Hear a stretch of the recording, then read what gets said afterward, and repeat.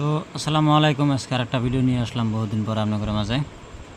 আজকে একটা ভিডিও দেখামু পানি বেশি হওয়ার জন্যে কী অসুবিধা হতেছে, যে লাইনগুলো কাটা হইতে আছে পানি হওয়ার জন্যে। দেখতেছেন আমি নিজেই যে আজকে পানিতে নেমে পড়ছি, অলরেডি কাপড় চোপড় খুলে দেখেন অলরেডি বক পানি হয়েছে। আর খুঁটি করা গেলে খুঁটি করাত মোটামুটি থা দেবো না আর কি, ওভার পানি। তার জন্য এসটি টানা যেটা আছে টানা দিয়ে পোস্টে উঠে আসি। তো আমি নিজেই পানি বেশি হওয়ার জন্য, যেমন একদিকে ট্রান্সফর্মার পানি পাইছে অলরেডি, ট্রান্সফর্মার পানি পায় নাই, হয়তো পানি পাওয়া অবস্থা হয়েছে, তার জন্য যেহেতু ক্লাইন্টটা জাম্পার কাটা হইতে আছে। তো আপনারা আশা করি দেখে থাকেন।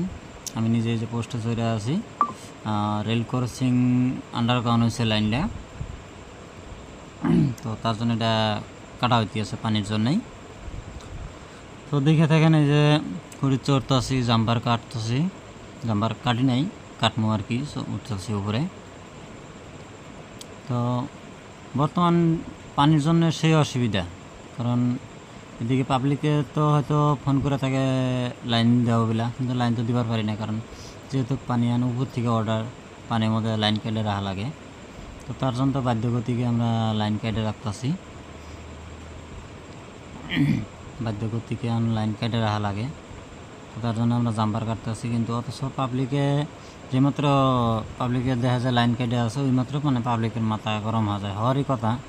কারণ যেগুলো সব মানুষ লাইন তলে অলরেডি আছে, এগুলো সব মানুষ লাইন ছাড়া একদিনও চলতে পারে না। আর বেশি প্রয়োজন আজকালে মোবাইলের বেশি প্রয়োজন, একদিন মোবাইল না থাকলে সে আসে না।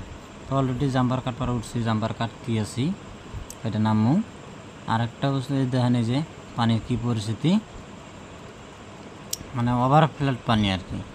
তো আমরা বর্তমান আছি রেল লাইনের মাঝে, রেল লাইনের জন্য উপর থেকে ভিডিও করে আছি, ভিডিও হয়ে আছে, মানে চারিদিকে এরকম পানি, মানে ওভার ফ্লাড পানি। এর মধ্যে লাইন চলার কোনো সিস্টেমই হয় না। এই পানির মধ্যে যদি নাওটাও চলে বা একটা এরকম থাকে, হয়তো কোন জন্য নাওটাও চলাইতে মানে হয়তো বাড়ি টাড়ি দিয়া তারের লাগাবার পরে।